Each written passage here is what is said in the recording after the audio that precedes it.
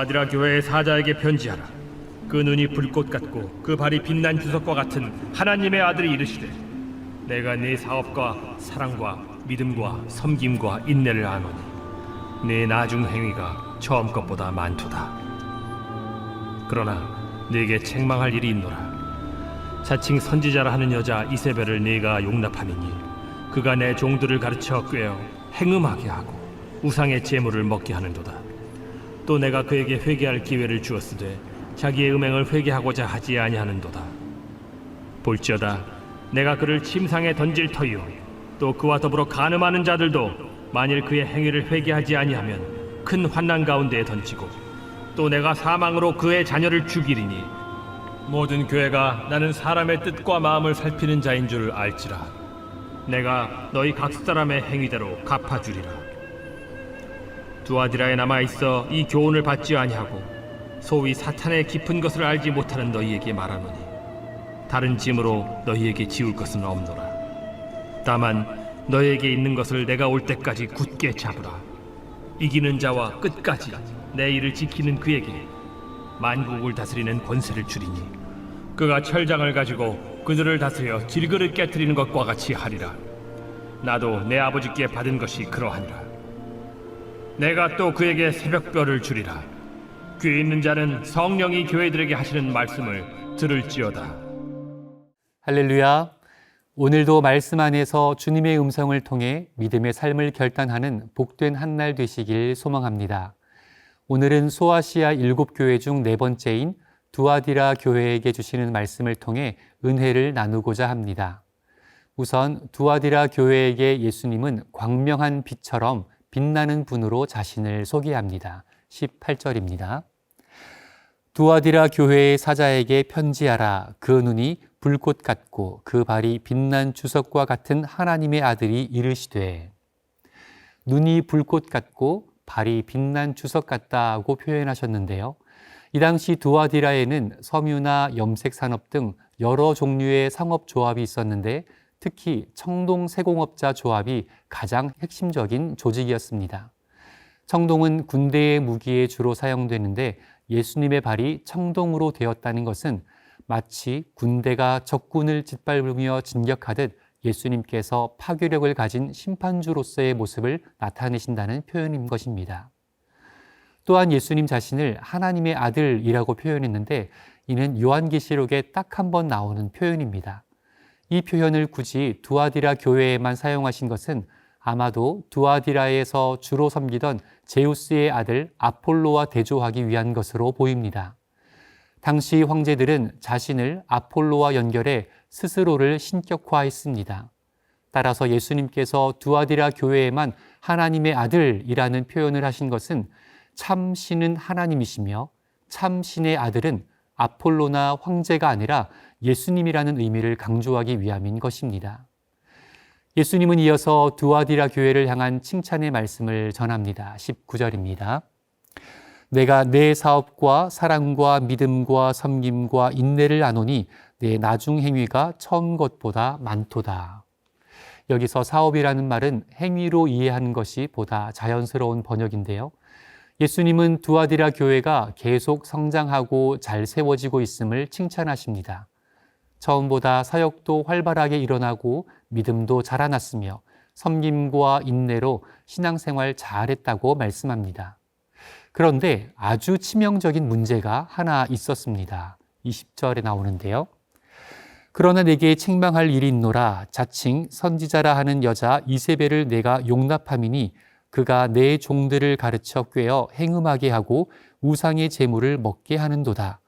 또 내가 그에게 회개할 기회를 주었으되 자기의 음행을 회개하고자 하지 아니하는도다.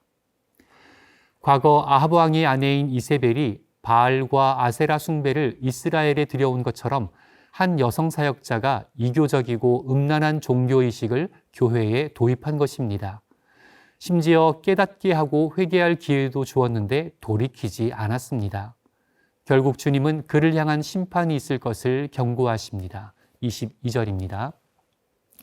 볼지어다 내가 그를 침상에 던질 터이요 또 그와 더불어 간음하는 자들도 만일 그의 행위를 회개하지 아니하면 큰 환난 가운데에 던지고 또 내가 사망으로 그의 자녀를 죽이리니 모든 교회가 나는 사람의 뜻과 마음을 살피는 자인 줄 알지라.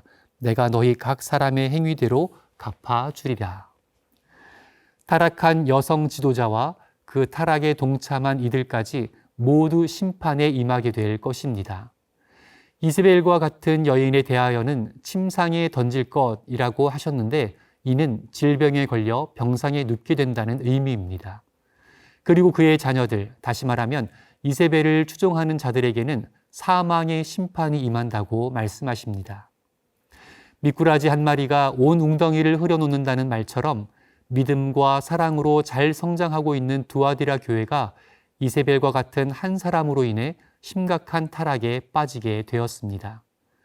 하지만 이런 상황에서도 죄에 물들지 않고 주님 앞에 바로 선 성도들이 있었기에 주님은 애착을 가지고 남은 자들을 향해 권면의 말씀을 이어가십니다. 24절입니다.